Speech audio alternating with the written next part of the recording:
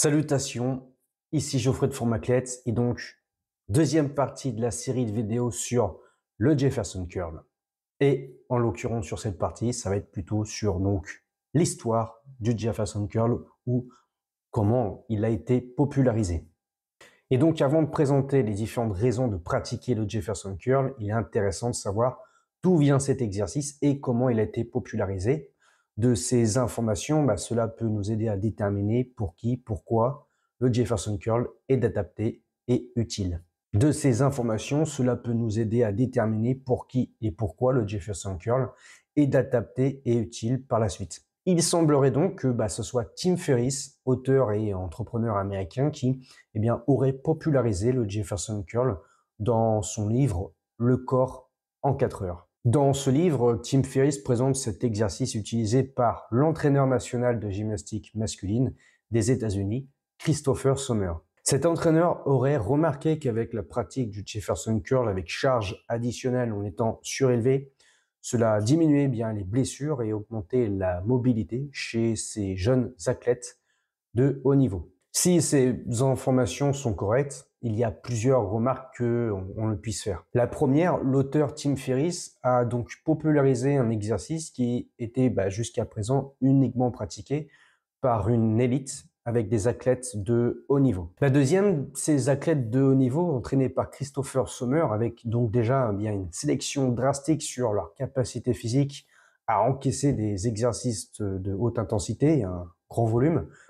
Étant tout jeune et en pleine croissance, peut-on espérer avoir les mêmes résultats que chez des pratiquants lambda d'un âge adulte? La troisième, étant pratiquée par des athlètes professionnels de haut niveau pour performer au niveau international, dans une pratique lambda de remise en forme, est-il nécessaire d'ajouter le Jefferson Curl avec charge additionnelle en étant surélevé pour la santé de son dos? Et puis, pour finir, Ido Portal, qui est un entraîneur, un athlète populaire sur les réseaux sociaux, surtout en particulier à la période où il a entraîné McGregor du MMA, aurait également popularisé cet exercice en vantant les mérites du Jefferson Curl jusqu'à une certaine époque, parce que oui, il semblerait que malgré son expérience et la progression des charges, à la suite du Jefferson Curl avec des charges et en étant surélevé, il aurait eu quand même des gros problèmes de dos. Avec le Jefferson Curl, vous savez. Ah, les Jefferson Curl, ouais. Et donc, il prenait une énorme barre, il la mettait dans ses avant-bras et il faisait du Jefferson, avec des charges montant jusqu'à 40-50 kilos. Je sais que moi, j'avais un de mes élèves kiné qui me disait non, c'est très bien et tout ça. Et j'avais vu Stuart McGill qui, lui, t'expliquait que pour les disques, c'était catastrophique, que ça allait pas se voir tout de suite, mais que dans la durée, ils allaient avoir des gros problèmes.